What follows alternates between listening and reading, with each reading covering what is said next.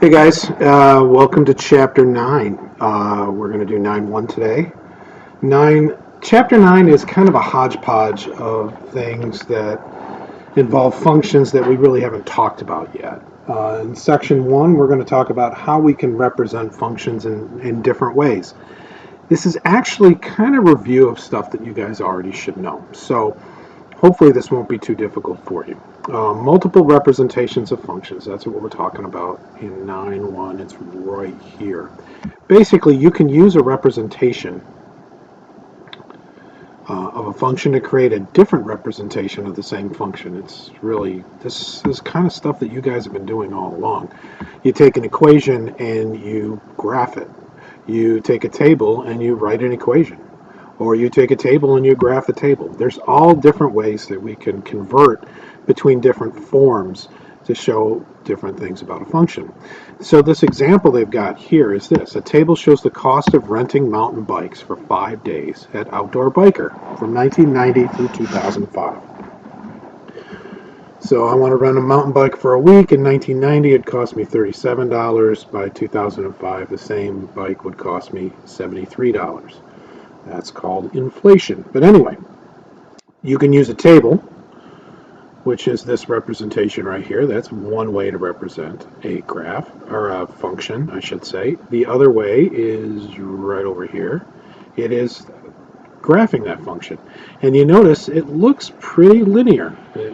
They have dotted lines there because we may or may not be connecting our dots, but the data definitely suggests a linear relationship.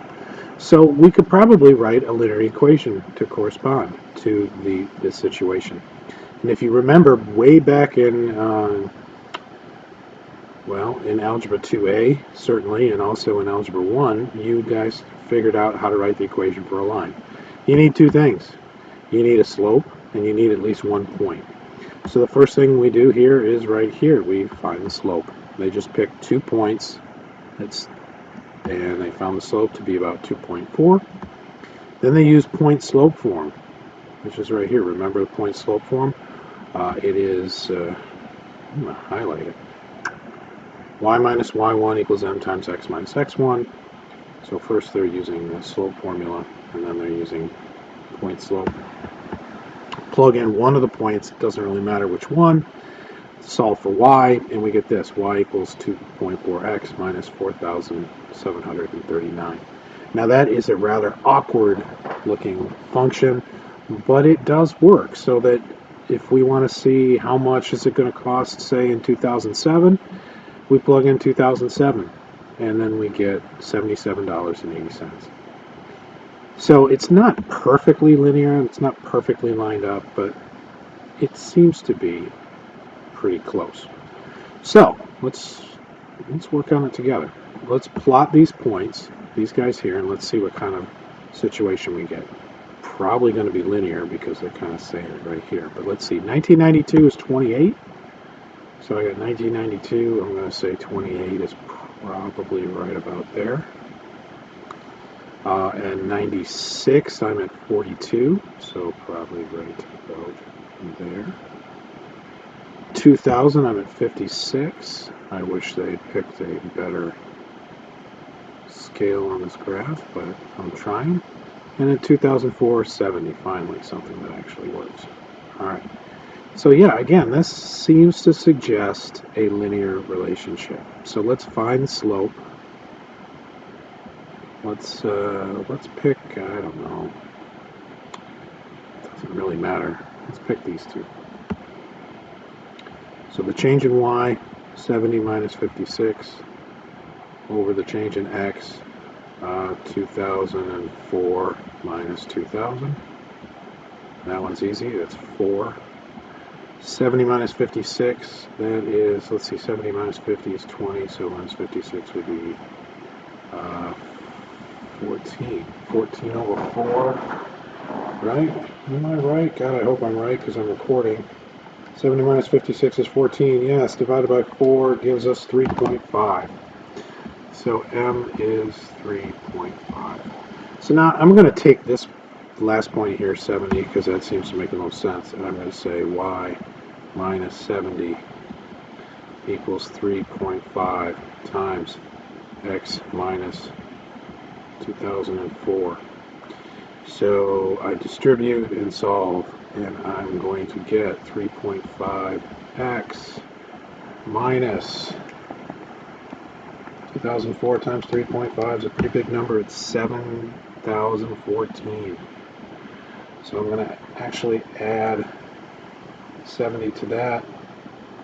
So negative 714 plus 70 gives us a total of this, y equals 3.5x minus 6,944. So what would a kayak cost? Because I guess, yeah, we probably didn't read that part. It's kayaks. What would they cost in 2006? Well, let's find out. 3.5 times 2006 minus 6944. Again, slap those in the calculator.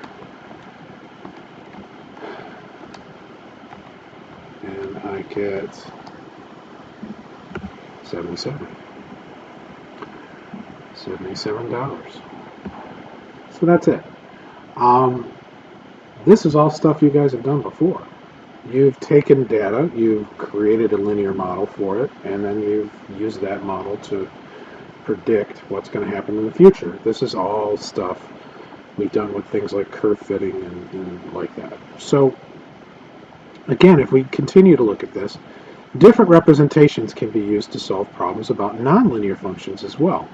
So this table shows the height of a rocket after it's fired. When does the rocket reach its maximum height? Well, this seems to imply that, well, it's not linear, but what it does imply, I'm going to just do a little dotted line there while the bell rings. That kind of looks like a parabola to me. So what I'm going to do is I'm going to check my differences. If you recall back when we were doing curve fitting for quadratics, we look at our first differences to see if they're the same. They are not the same, not equal. So then we do it again. You look at the differences again, and if you notice here, they're all negative 9.8. So that implies that we have a quadratic situation. So what I would want to do is, on my calculator, I can do this. If the second differences are quadratic, I can do what we call a quadratic regression. And what we're going to do is we're going to go to Stat, we're going to go to Edit, and we'll make two lists, L1 and L2. L1 is my X values, L2 is my Y values. After I've entered them, then I'm going to go to Stat, and I'm going to go to Calc. And I'm going to do this, quadreg. And that's going to give us this information right here that you see in the box. ax squared plus bx plus c, that's a standard form for a quadratic equation. Here we have a is negative 4.9, b is 22, c is 30. Our r squared value is 1, which means it is definitely quadratic. And I know it's definitely quadratic because back up here, our differences are all negative 9.8. The next part here is I'm going to use the trace function on my calculator to find the maximum height. What you're going to do is figure out where the maximum is by using the trace key. When you go to trace, you're going to get options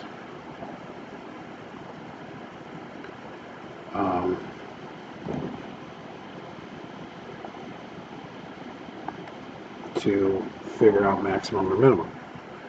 And I'll show you guys how to do that more when you're back in class, because it's kind of need that calculator for it. But I wish I could show you guys on a calculator how to do it, but I don't have access to that with the video. So you're going to plug this equation in, and then you're going to do a trace, and you're going to pick points on either side and ask to calculate the maximum and minimum, and it should give you that information.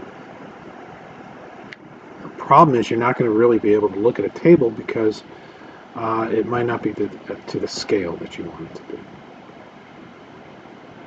But if you have trouble working out the trace stuff, don't worry. I will figure out a way to show you guys this in class, uh, in person, with a graphic calculator in front of you so that you'll get the idea. So let's look at this. There's another rocket, so it's probably going to be quadratic. Are the first differences a constant? So we have to figure this out. Let's see. I'm going to pull out the calculator again. 58.1 minus 45, that is 13.1. 61.4 minus 58.1, 3.3. 54.9 minus 61.4, negative 6.5. It's not looking good. 38.6 minus 54.9, negative 16.3. And 12.5 minus 38.6 is negative 26.1.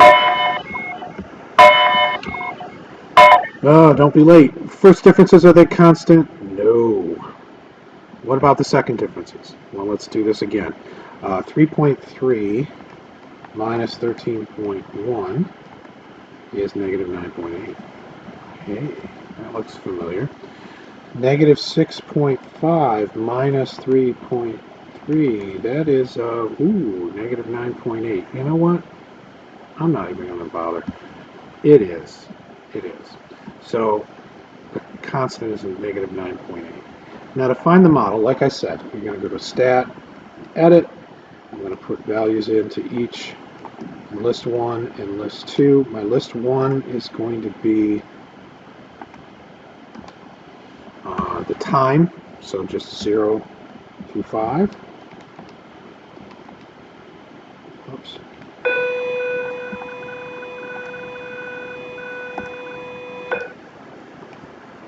Zero, 1, 2, 3, 4, 5. And again, if you've got the calculator apps that I've showed you, was it Calculator X, I think?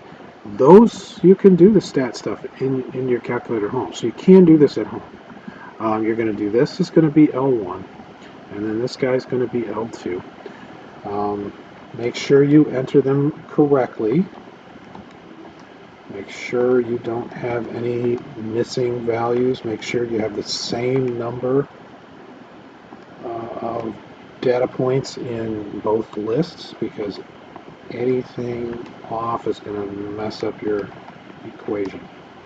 Alright, so after you've entered them in, like I said, you go to Stat, you go to Calc, you want a quadratic regression, and this is what I get. I get negative 4.9 x squared.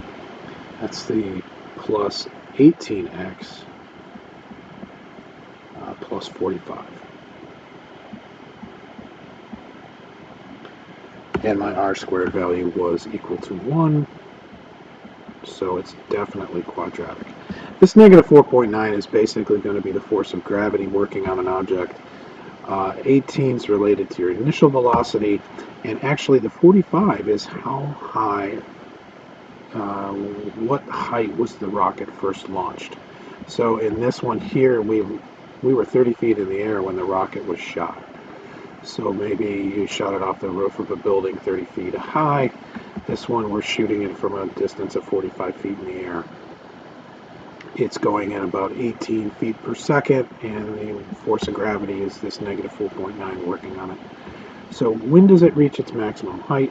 Well, I will go to my calculator. I will plug this in for y1. Negative 4.9 x squared plus 18x plus 45. You graph it. I'm going to do a zoom fit so that I can see it, because when you do put it in there, it's not quite going to work.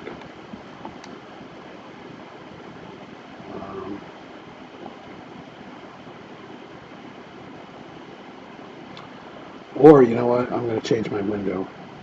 You're not seeing any of this, I'm sorry, but you make your window minimum of, say, x at -2, maximum at 10. do the y minimum at -2, maximum probably about, I'll say 100, and I'll go by 10. And I graph it. Let's see what happens. Yep, that works. So then I'm going to do a trace.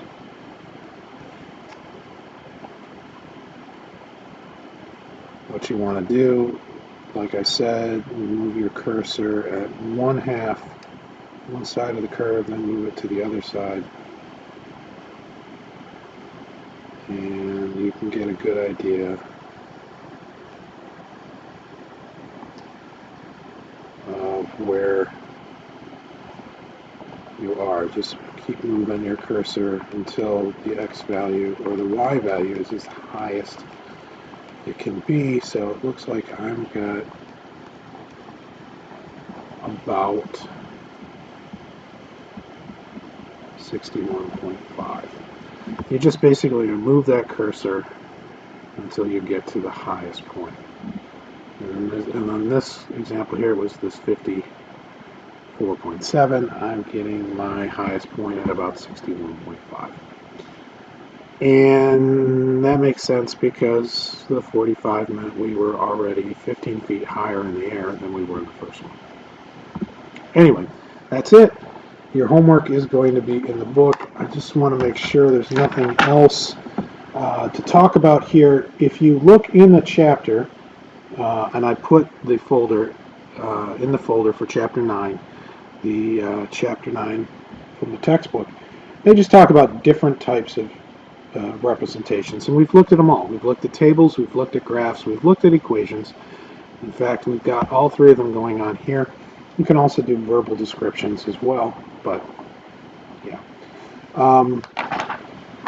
And if you pay close attention to example number 3 in the textbook, example number 3, it's on page 656 and 57. They kind of go over this process again for you with another type of example. This time it's I don't know, there's a couple different ones for you, but you can get a good idea, especially that part B, of what we're doing with these types of functions.